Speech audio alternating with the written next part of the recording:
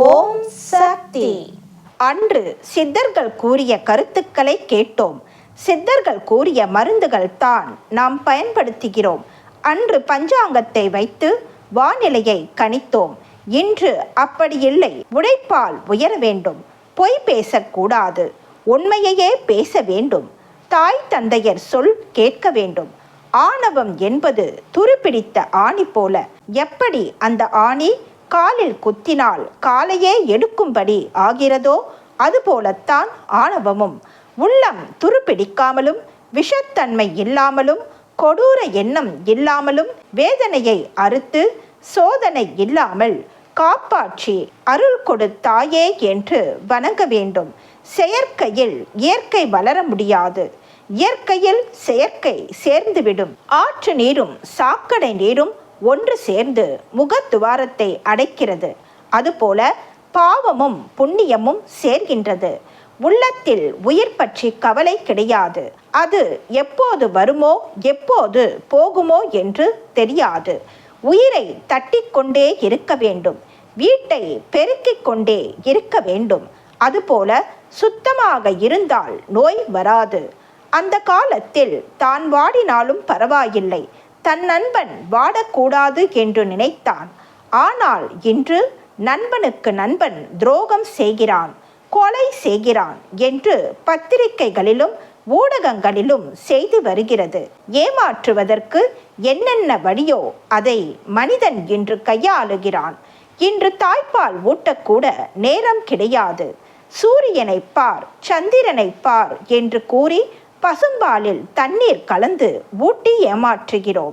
உள்ளத்தில் தெளிவும் பண்பும் அமைதியும் நிம்மதியும் எப்போதும் இருக்க வேண்டும். ஒருவரை ஒருவர் ஏமாற்றாமல் வாழ வேண்டும். தொழில் வளர வேண்டும்.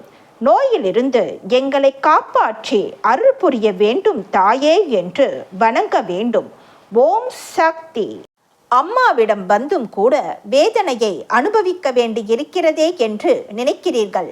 உன் சுற்றுச்சூழலை கவனித்துப் பார். உண்மை விளங்கும். மனித இனத்தில் அசுத்தமும் துர்நாற்றமும் பெருகி வருகின்றன. எண்ணங்களில் சுத்தமில்லை, செயல்களில் சுத்தமில்லை. இப்படிப்பட்ட உலகத்தில் வேதனைகள் அப்படியே தான் இருக்கும். எனவே நீ மற்றவர்களால் பாதிக்கப்படுவாய். அதனால் தான் நீ மட்டும் ஆன்மீகத்தில் ஈடுபட்டால் போதாது. உன்னால் 4 பேர் ஆன்மீகவாதியாக மாற வேண்டும். நாடெங்கும் ஆன்மீக உணர்வு பெருக வேண்டும் என்று சொல்லி வருகிறேன். உன்னை வைத்து உலகம் திருந்த வேண்டும். நீங்கள் கண்ணும் கருத்துமாக ஒரு மனதாக செயல்பட்டால் முன்னேற்றம் காணலாம். ஏதோ கடமைக்காக செய்தால் பலன் இருக்காது. முன்பெல்லாம் 10 பேருக்கு ஒருவன் புத்தி சொல்பவனாகவும் தர்ம சிந்தனை உள்ளவனாகவும் இருந்தான். ஆனால் இக்காலத்திலோ அதர்மமும் அக்கிரமமும் செய்பவர்களே பெருகி வருகிறார்கள். ஆன்மீகத்திற்கு வந்துவிட்ட பிறகு இருப்பதை வைத்துக்கொண்டு முன்னேற வேண்டும். இல்லாததை தேடி அலையக்கூடாது. உங்களுக்கெல்லாம் ஆன்மீகத்தில் அதிகமான பிடிப்பு இருக்க வேண்டும். அந்த பிடி உடும்பு பிடியாக இருக்க வேண்டும். வாழ்க்கையில் இம்மியளவு ஆன்மீகத்தை விட்டு அகன்றாலும் சறுக்கி விடுவாய், அடிமட்டத்திற்கு வந்து விடுவாய் என்பதை புரிந்து கொண்டு ஆன்மீக ஈடுபாட்டை வளர்த்துக்கொள். மதிப்பிற்காகவும் கௌரவத்திற்காகவும் வாழ்க்கை வசதிகளை பெருக்கிக் கொண்டு ஆடம்பர வாழ்க்கையை வாழ விரும்பினால் பின்னால் மதி இழந்து மதிப்பும் இழந்து அல்லல் பட நேரும். அன்னையின் அருள் வாக்கு. Please share and subscribe.